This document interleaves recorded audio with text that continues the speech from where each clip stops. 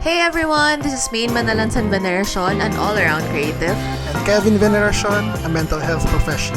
Welcome to Therapop, a conversation podcast where we therapize your favorite pop culture characters.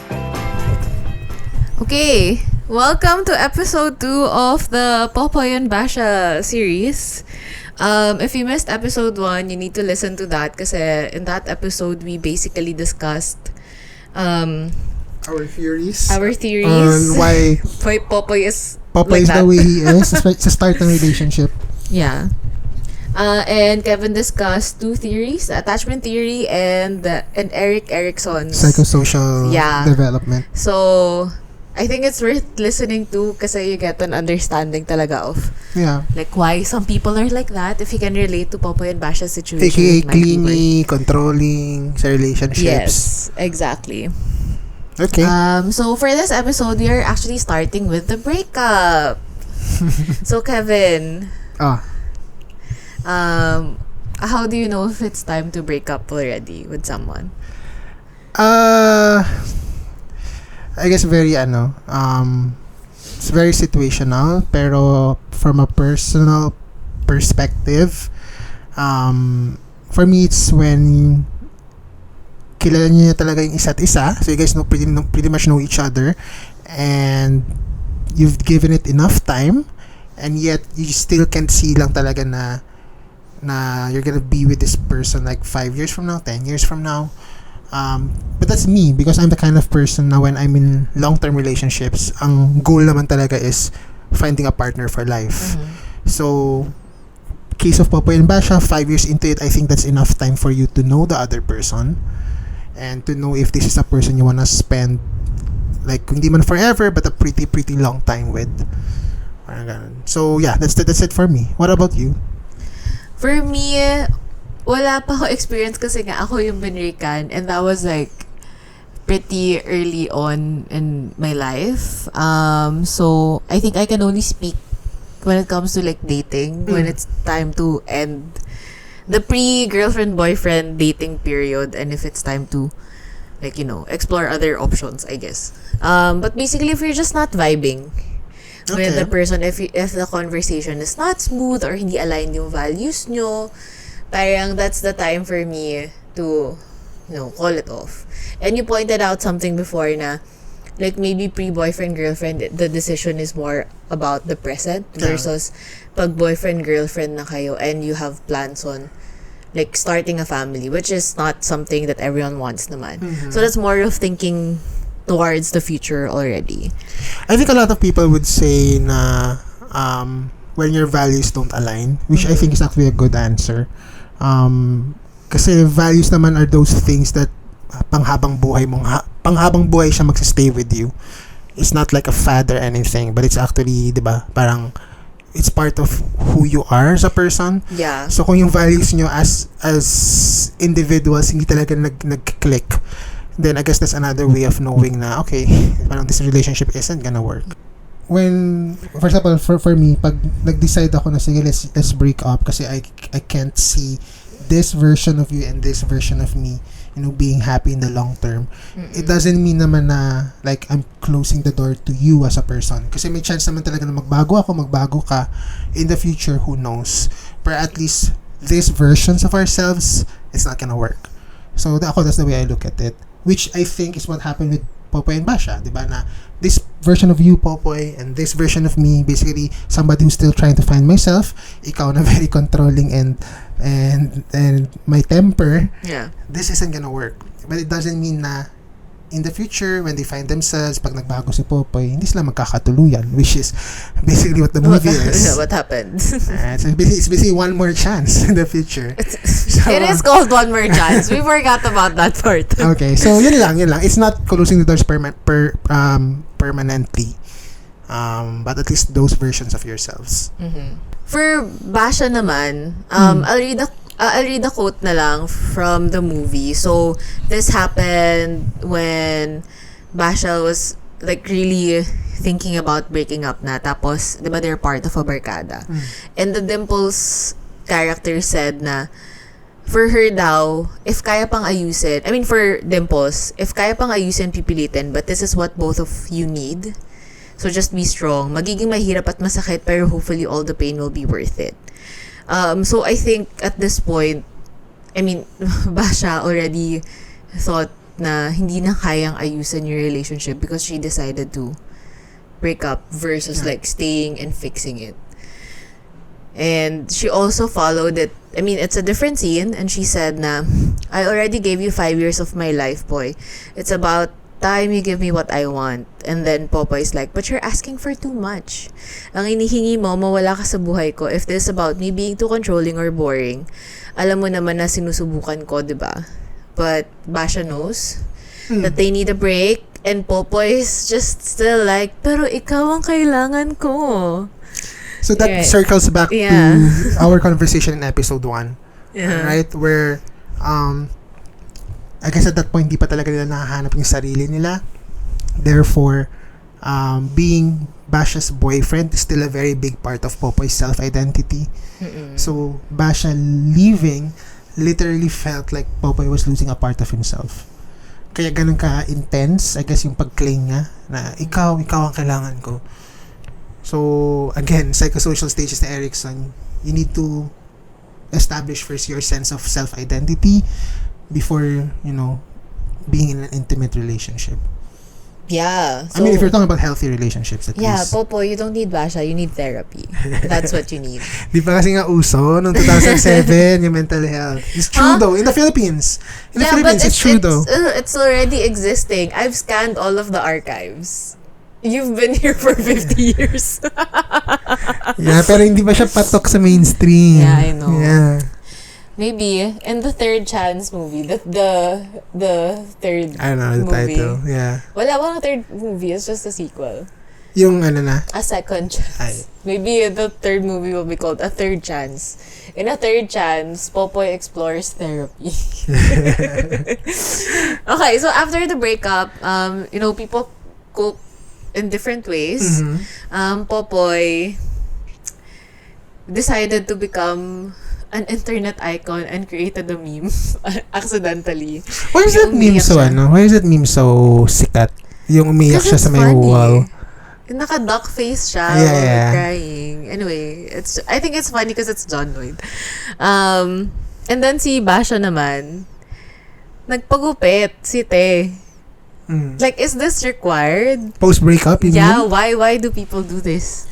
I don't think naman it's limited to post-breakups, no? But just the fact na may binago ka visibly, externally, I think it's like symbolism ng pagbabago inside. Kasi hindi mo naman nakikita yung pagbabago inside eh. So, whether it's a new perspective, a new disposition in life, I think it's the power of symbolism. Or it's also a signal to other people na I'm going through something. I have bangs. I'm going through something. Grabe, hindi naman. I don't think that's something you wanna advertise or broadcast. No, I mean, why not? Kasi maybe that's your way of asking people to be supportive of your new journey. Sige, pwede naman. Ako personally, when it comes to hair, to be in specific pala, when it comes to hair, it's very kasi, parang it's very visible, and traditionally it's always been psychologically it's always been part of someone's self-esteem and confidence. And a lot of people correlate confidence with being in control. And Popoy. And changing your hair, altering your hair is probably a way for Basha to remind herself na she can still be in control of her life. Especially when so many aspects of her life are out of her control dahil nga sa pinagdaanan niya with Popoy. So I think there's a catharsis to that. There's like a release of emotions. Emotions na matagal na niyang kinimkim. Yeah, and it's something temporary then, I guess. Yeah. Yeah. It goes back anyway. So I think it's empowering. I think it's empowering. And I think mayroon natang sinabi si Chanel. Coco Chanel. I don't know why you put Coco Chanel in the notes. I don't even know what she said. Kasi she had this quote na parang a woman is who changes her hair is about to change her life. So Okay. Nabasa mo to sa t-shirt. Like an H&M or something. so anyway, I think I can't believe you know that quote. so yun lang. Totoo naman, true naman. So it's Not limited to women I only. mean, yeah. But I mean, it's not. It's symbolism and cathartic. Okay. And then after that, the fabulous Rihanna haircut. Di ba pa ganun? Like it's a Na it's a bob. a lot of my During classmates that time. copied ng Like time na yan. Disturbia. Di ba? What's Disturbia? Rihanna. The music video? Yeah, ganun yung haircut niya during that time. Umbrella. Doon ba nanggaling yan? I don't know. I'm just assuming. Kasi in that time, during that time also, I was in high school. Ang dami ko rin classmates. na ganun Me yung also hair. had lots of classmates. Yeah. So, she is trendy. Sige. So after that, she focused on her passion na, which is, I think, making shirts. It started with making shirts and then eventually, parang she also joined another firm. Anyway, so Basha thrived, essentially. Got a new job. Unfortunately, with Derek Ramsey lang. And then, since she's like glowing, people thought na she's in a relationship with Derek Ramsey, but hindi naman. You know, I think the Derek Ramsey character there was actually pretty pivotal for her. Parang Derek. Ano call Derek pivotal? No, I mean in her growth as a person. There was this line there where there was this scene there where Basha was doubting yung pag-break niya kay Popoy. Nagigilty siya, tama ba yung ginawa niya?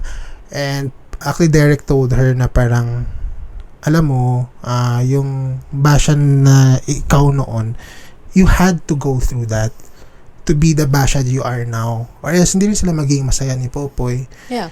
So, I think that was like a truth bomb. Okay, so Popoy naman, after wallowing, jumped into another relationship. Yeah. Why do people do this? Rebound. Wait, before rebound, I think there was an important scene there where before Maha came into the picture, Naglasing siya. Nagbelini sila, di ba? And then, Basha brought Derek to the Barkada dinner. He didn't bring Derek. Hinatid Dinrive siya ni Derek. Oh, and then the friends invited Derek in. Oh. And then that scene where Basha, di mo ako binigyan ng 3 months. So basically, the 3-month rule, The 3-month right? rule. Is basically, what does the 3-month rule say? Like, both parties involved sa breakup. Not supposed to be in a relationship Or for date. 3 months. Or date. Okay, Yeah, or you're not date. supposed to date for 3 months because you're supposedly giving each other space to sort of breathe a little. Na Okay. hindi nasasaktan lalo. Pero ikaw, what do you think about the 3-month rule? I can't say I don't like it kasi are we pasok sa 3-month rule? Yeah, we are. We dated 3 months after or like beyond 3 months. Yeah. Okay. Well, I think, personal experience kasi recovering from a breakup, especially if it's a serious and damaging one, I think also requires like 3 months or more. Ako, number 1, hindi siya scientifically based. Oh yeah, for sure. Number 2, people really move on at different rates. Yung iba nga dyan, nasa relationship pa, nag-move on na. So, I think that's called cheating.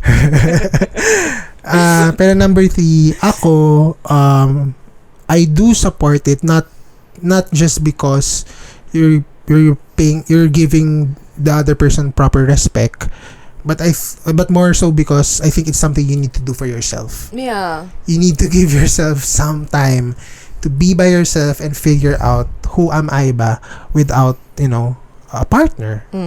Like a reset. Yeah, Like and just a relationship figure out reset. yung identity mo, like who you are as a person.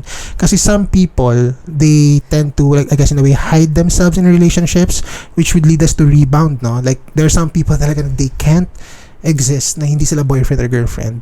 Ang hirap na hirap sila na hindi sila boyfriend or girlfriend, which again ties back to the theory na baka nga kasi hindi pa buo yung self-identity mo by yourself without needing another person to contribute to that. Yeah. So, I guess rebound. What do you think about it? Me? You're asking me? Yeah. Well, I mean, like, for... Sorry. We're doing rebound because Maha was a rebound, right? Oh, because Mao was a rebound. But just to clarify, in the film, Derek was not a rebound. So, yung ano nila, yung ina-accuse nila si Bea na, ano nangyari sa 3-month rule? Like, it's not applicable to her kasi technically, she's not in a relationship. It's just that Popoy was shocked that there's another guy here. So, they brought it up. So, yung nag-violate talaga nung 3-month rule that they brought up was Popoy. Wait, hindi naman natin alam yung time frame na kung kailan naging sila ni Maha, right? We don't even know But if that's... it's not clear. We don't know if that's like less than 3 months later. Actually, it's not clear. But at the end of the day, nung nagkakilala kasi sila ni Maha, he was still heartbroken eh. Lasing na lasing siya dun sa bar kung saan kumakanta si Maha ng I'll Never Go. Yung nga yung sinasabi nila, narinig ko to before, na the best way daw to forget about someone is through someone else. Pero I guess doon nga pumapasok yung mga rebound, no? Yeah. Ako psychologically it makes some sense kasi I guess more of the fact na when you have a good thing or when you have a new relationship na parang it takes away a lot of the uncertainty of what's gonna happen now na nag-break sa akin yung ex ko. And taking away a lot of that uncertainty actually makes you feel more at peace with the breakup. So definitely psychologically may basis yun na that's one of the hindi naman best way but the common ways that people deal with breakups. Although the best way for me talaga is to figure out muna things on your own so that when you enter the next relationship, it's not gonna be similar to the last one na talaga nakadepend ka dun sa other person. Yeah, you need to reflect first. Mag-retrospective ka ng relationship mo so that you know how to improve in the next one. Because like there might be a reason, I mean, there's definitely a reason why you guys broke up and maybe it's not just the other person but also something to work on for yourself. And I want to bring up this point na si Chino, who's pretty funny in that Chino character. Si Chino yung nag-try mag-ingest nung na-reject siya. 'Di ba yung in that scene na nasa hospital siya because he wanted to die because nag-break yung relationship.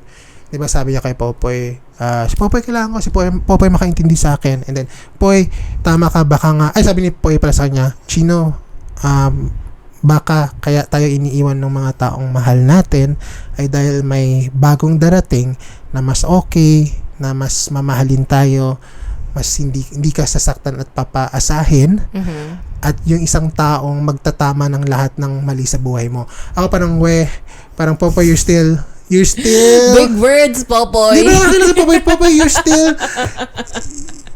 yung behavioral patterns mo ganun pa rin na you expect somebody else to fix all the mistakes in your life. Ako parang dude parang paano ka makaka-healthy relationship? Sa ang t-shirt mo yan nabasa, Poy. Pero seriously, paano ka makaka-healthy relationship if you expect your partner to fix yourself? No, you're not. Other people are supposed to do that for you. You're supposed to do that for yourself. Yes, I agree. So, for me, parang I didn't really like that line. Alam ko medyo one of the hugot lines siya in the movie. Pero I really didn't like that line because it's broadcasting this, I guess, erroneous narrative for the public na pag nag-break sa atin yung girlfriend-boyfriend natin, aasa lang tayo may bagong papalit. Oh my God. Parang no, find yourself first. Oh my gosh, go to therapy, Popo. Kasi nga sinabi pa niya kay Chino, si Chino obviously, sorry, I don't know if this is medyo triggering, pero si Chino obviously, nung nawala yung relationship niya, he thought na, sige, magpapakamatay ako. Right? That's why he ended up in the hospital. Okay lang, Poy, sinasabi mo, binabroadcast mo yan kay Chino. Now, Chino's gonna enter into his future relationships. Thinking, na ganun pa rin yung expectation niya, na my partner is gonna fix all my problems. Yeah. Paano kung mag-break ulit? Ano yung tinuturo mo, Poy, sa kaibigan mo? Yes, actually, that's very true. Diba? So, you're keeping the circle going. So, kailangan, kasi sa barkada nyo, mayroong isang mental health professional. That was the lesson. My friend is a psychiatrist. And I think during that time, when Popoy said that, he was still in a relationship with Maha. Yeah. Thinking that Maha is the one Was gonna correct all the wrongs. Yeah. So, I mean, like, analyzing lang their relationship, he was also still very controlling and possessive. And that relationship lasted for like 2 months. Right? Kasi yung first month sa gift, sinulatan siya ng famous accent ni Maha. Ng lyrics or ng poem. Na he's still Happy hurting. Mansari. Basically, he's still hurting, right? Yeah. And then, sa second Mansari nila, ginawa niya ng kanta. That's what I remember. Well, the first one was, the first Mansari was, it was gonna be a song pero wala pang music. So it was just the lyrics. Yun nga. The second one, song na siya. The second one, parang dinagdagan na niya ng second verse. ng second verse. Pero it was actually the scene na magbe-break. Mag-ano na. Magbe-break na sila. Uh-uh. So see, Maha also didn't fix their relationship. Because Maha was not supposed to fix it in the first place. Exactly. Popoy was supposed to fix himself. Exactly. So, the question is, Did that relationship even help Popoy? Or did that just traumatize Maha? Ano ba yan, man? You know, Please fix your issues. And I think it did help him on some level kasi there was this scene there na parang totoo naman na he became less rigid, he became less strict even with himself, nalilate na sa work, although I think that was the depression part, pero there was this scene there na parang sinabi niya kay Basha na sobrang ano daw ni Maha, konting late lang daw, magagalit, konting ganito lang daw. Na-realize ni Popoy basically, na nakita niya yung sarili niya. Sabi niya, ang hirap pala na, no? Ang hirap pala na, no? Ikaw yung nasa receiving end. And then when he looked at Basha, there was this silence and that was probably sending the message na, huy, ikaw yan, kaya tayo nag-break. So, here's the mirror. So maybe at the end of the day, even if Ma was just like a mirror for Popoy's previous self, that still helped Popoy in the end. With Maha naman, well, I mean, as with all heartbreaks, may mga lessons to be learned naman. Right. Mm-mm. So, question for you, willing ka ba maging rebound? I guess it depends on which part of my life I'm in. Like if you ask me this like siguro 5-10 years ago, not 5 years ago, 10 years ago. Yeah, I'm willing. Maging rebound? Na parang ano lang, basta ang expectations ko sa sarili ko is alam ko namang rebound lang ako. Wag mo naman But like, do people go into relationships na thinking I'm a rebound? It's not a relationship. It's a setup. It's a situation. A situationship. Yeah, it's a situation where we both know rebound lang tayo. We both know. Assuming that, the other person you're getting into a relationship with also broke up with someone? Or kung clear naman sa akin na kahit sabihin natin ako yung rebound niya, clear naman sa amin dalawa, clear naman sa amin dalawa na rebound lang ako. Like, alam ko na, like, nagkaroon tayo ng conversation about it. Honest conversation na this is just, I guess, sex. Okay. Parang ganun. So, I guess, this is just companionship. This is just, hindi pa ako fully nakaka-move on from my ex. Basta I think at the end of the day, you just really need to be honest with each other with where you are, with where both of you are. Yeah. But I guess we need to make rebounds productive also. Maybe the best rebound is a psychiatrist. What? No, I mean like not dating a psychiatrist, but like, pwede ba yung rebound mo na lang is not another person, but like go to therapy and at the end fix of your the issues? day, I think you just have to be honest sa expectations niya sa isa't isa. Syempre, kung iba yung expectations mo, masasaktan ka talaga. Yeah. Kasi we're not here naman to condemn yung mag-rebound ka after a breakup. Ako at least I don't wanna condemn that naman. Kasi I just want and I think it's bound to happen naman. And I'm just telling people na you guys need to be honest sa mga magiging partners nyo with where you're really at when it comes to the moving on process. So I think another hard thing to navigate about their breakup is they've been together for a while. So kilala na nila yung families nila. Plus they are already thinking about getting married. So like even the people around them already have that in mind.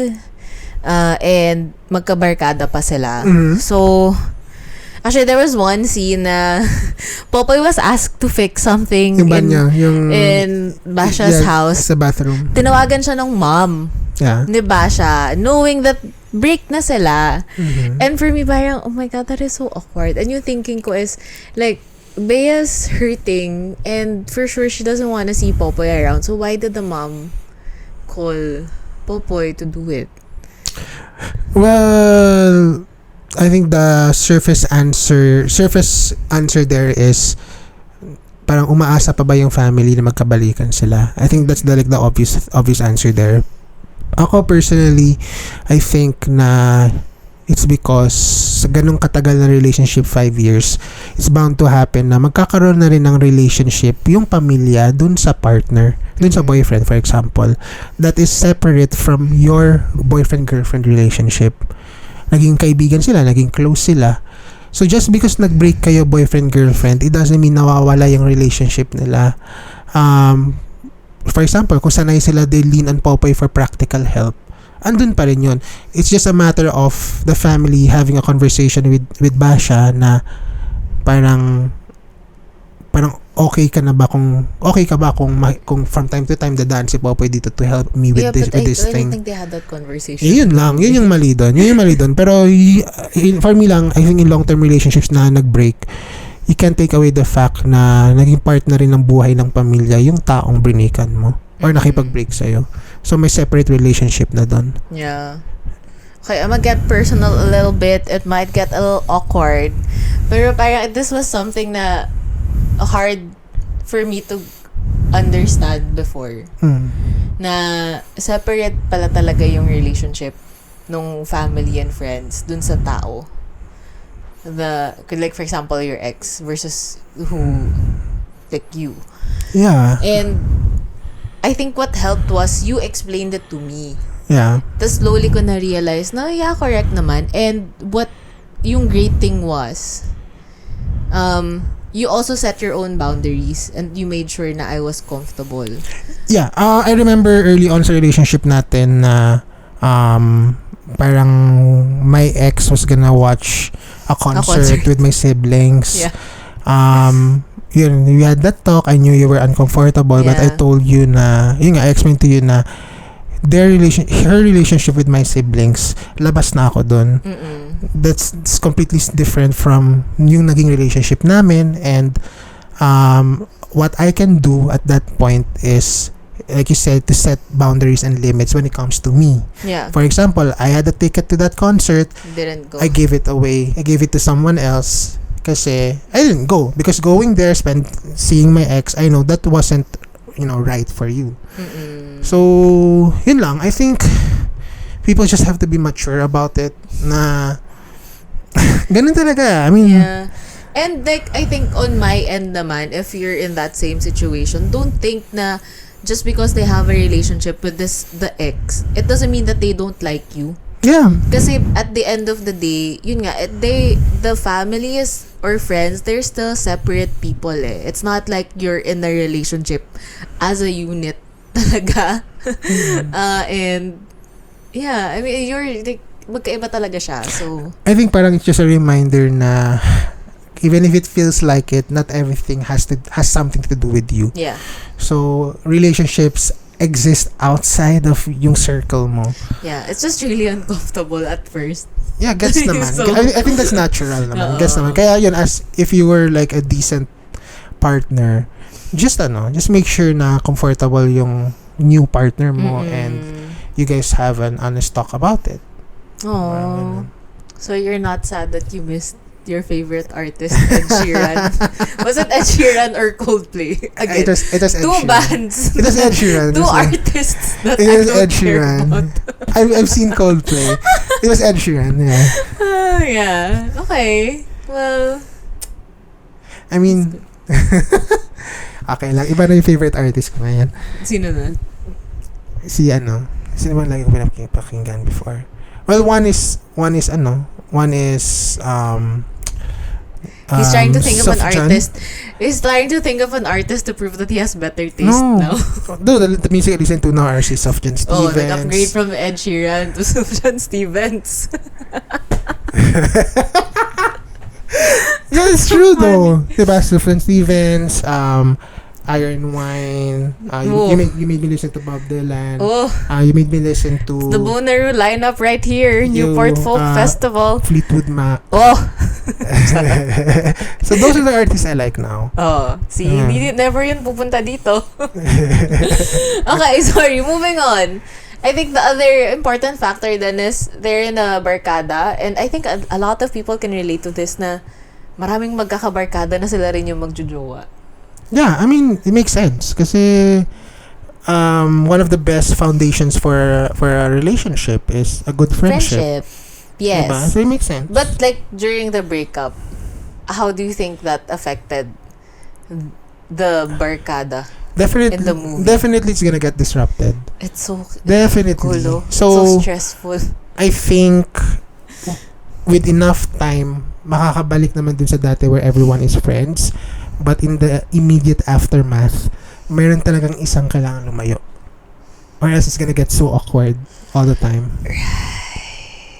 In the future, sige, maging friends kayo lahat ulit. It's like ito, when you have kids, tapos you get a divorce. Maybe this is not a good comparison, pero parang kailangan may time ka with the mom lang and so may time ka with the dad, but not time together kasi it'll just be What stressful. happens in most breakups is not the alternate setup thing where sometimes si Popoy lang, sometimes si Basha lang. But it's more of may talagang isang nawawala. Pipiliin. Sino yung pinipili usually? Nung barkada? Usually yung iniiwan. Kung sabihin natin everything else is equal, na parang same amount of years na kayo naging friends, same yung closeness nyo. Usually, yung iniiwan, I don't kasi know. sila yung mas nangangailangan at that time. Most of the time, sometimes, like in my personal experience, ako yung nawala sa barkada kasi nag-guilty ako. Nag-guilty ako na It's a na parang, voluntary exit. Yeah, parang it's more of parang, grabe, ako na ngayon ang iwan, ako na yung nanakit. Tapos, Ako pa yung kukuha ng support system. Oo, ako kukuha ng support system. So, ako yung nawala sa circle namin. Although, admittedly, mas matagal na rin silang friends with my ex. Pero, years na rin kami friends eh. So, yun. It was a voluntary thing on my part na I'll just, build a new life in terms of my friendships. Parang ganun. Yeah, but in the film, they didn't choose eh. They didn't choose. It was more of si Popoy yung nag-isolate and then Basha, kasi diba nag-depress si Popoy, ayaw niya lumabas ng room. And then Basha also took some time for herself na matagal siyang nawala before siya bumalik na a new her. Parang ganun. So, panahon. I guess, yun talaga yung sagot dun. Panahon. Okay, well, after that entire thing, that entire breakup, after they have confused all of the people around them on how to navigate their breakup kasi damay-damay lahat.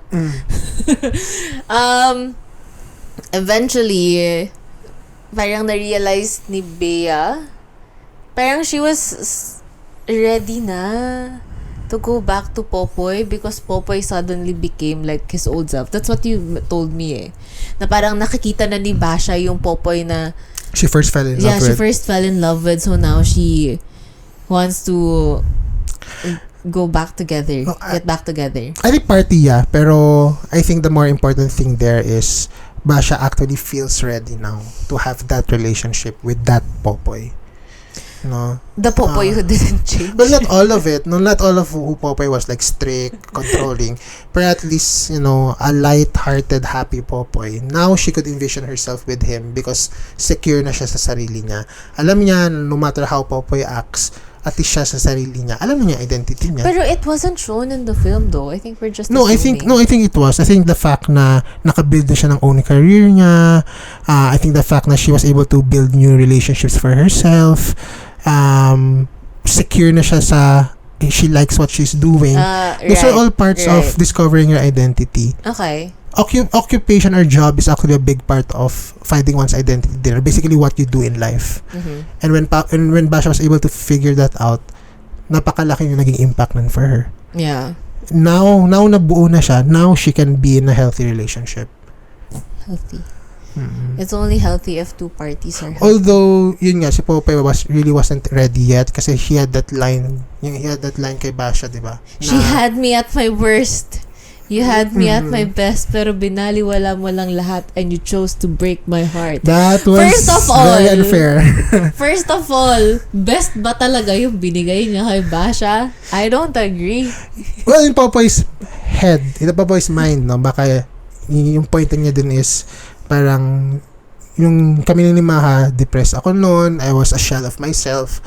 Pero I think what Popoy's missing is yun nga yung kailangan mangyari. Maybe nga you were, in a sense, you were easier to love when you were a shell of yourself kasi wala na yung ego mo. When I say ego, I'm talking about yung layman term of ego. Yung kay Maha, yeah. Maybe nga he was easier to love nung ano na siya, nung wasak na siya. Kasi, you really need to explain to the people what ego is. No, when I'm using ego now, I'm talking about the way layman people use ego. Okay. Which is basically yung pride, no? So I'm not using it ego in the psychological term, no. Pero basically just the fact alone na wasak na si Popoy nung naging sila ni Masha. Naging sila ni Maha. Parang, I think in some ways he was even easier to love kasi hindi na siya controlling, hindi na siya ako yung laging masusunod, no. So compared to pre-Maha, still with Basha, and I don't think that was the best version of him. So I guess this is a good line. They wrote a good line, pero I don't think it was applicable with what happened in the film. I think in Popoy's point of view, yes. Kasi nga poor insight nga si Popoy. So I think yes for him. Okay, I guess. I think yes. It's very patok for his character. It's swak sa character niya. Na he thought it was the best version of him. Yeah, the best version of him was actually the version of him in the end. Which is basically hindi na siya ganun ka-rigid, na-realize niya value ni Basha, medyo mas open na siya. So, that was the best version of him. Anyway, so to just conclude this discussion, I'll share muna my learning para okay yung ending. Kasi yung learning ko dito is walang redeeming factor si Popoy. I don't wanna be in a relationship with Popoy. That is my learning. Kahit sabihin natin na naka-recover siya, I don't know. I don't trust it. I don't trust him. And I think ito yung sinasabi ng mga friends ko na ayaw na nila magpalaki ng big boys emotionally. Like, anong big boys? Like adult men. Okay. They don't wanna like ayaw nila magpalaki. Basically, like if they wanna be in a relationship with this person, or parang gusto nila na emotionally mature na and you don't have a lot of things to deal with na mabigat. And well, not everyone's as lucky as me, I guess. So I guess the tip is very psychiatrist. Yun lang talaga. No, I mean, like, I get what they're saying. But I also tell them na maybe there are some things na excusable naman. Because everyone's dealing with shit. But not as heavy as Popoy. Because I really cannot stand it if controlling yung jowa ko. Okay, fair point naman. Yeah. But, I mean, good for him. He was able to find himself at the end of the day. But it also harmed people along the way. Yeah. Alright. And then, sorry, my final lesson is, I guess if I can talk to my old self, is don't take high school or college relationships way too seriously. I mean, good for the people who started out in college or high school, tapos they got married and they're fine pa. But like as you mentioned nga, that's the time na you're still discovering your self-identity and most of the time hindi pa talaga fully formed. So just if you have a relationship during that time, just think of it as magkabarkada lang kayo and don't latch on too much. Don't cling on too much as if like hindi ka mabubuhay without the other person. Kasi, if it doesn't last, then it's just gonna be way too hurtful for you. Yeah. Okay, Cal. End it nicely. Sige, for me, So, diba the way naman na romance is portrayed in Filipino movies, shows, songs, etc. Diba it's very, well, I guess, na-ingrain sa minds ng ating youth and general public na love is something that's very rare to find. True naman, pero the way nga na it's portrayed to us at a young age is something very rare to find. Tuloy ang nangyayari, people who find themselves in unhealthy relationships, parang they're so scared of not finding, a relationship anymore to replace that, or not finding love anymore in the future, na they tend to settle or get stuck in those unhealthy relationships in the first place. And then it leads to a cycle of, people not getting people not being treated the way they need to be treated, being in abusive, unhealthy relationships. So I think at the end of the day, what I just want to say is there's a reason why they say you need to love yourself first. Kasi pag buo na yung identity mo sa sarili mo, then you'll be healthy enough to, leave relationships that aren't good for you anymore. And that's exactly what Basha did. Nung nahanap niya sarili niya, secure enough na talaga siya to be in a relationship, whether it's gonna work out or not. So yun for me yung biggest lesson dito. Siri, play Love Yourself by Justin Bieber. Which is Cue the song. apparently not about loving yourself. No, it was like a dig at Selena. At Selena. Na she loves herself Allegedly. too much, something like that. Yeah. So yun. So that actually wraps up our very first episode here on Therapop. Technically, this is episode 2. Sorry, episode 2. On Therapop, the first movie we did. One more chance. So, what's for next time? For next episode, we are doing Juno. So, all about teenage pregnancy. It's gonna be a very awkward topic. I think we're doing teenage pregnancy and adoption, and how mental health for both pregnancy and adoption, how it comes into play. Yes. And when is the right time to have sex? Yeah. And what are the implications of mental health wise of being adopted? I think that's also one of the things we're gonna discuss. So guys, feel free to join us next time. Again, I'm Kevin. And I'm Maine. See you next week. Bye-bye. Bye-bye.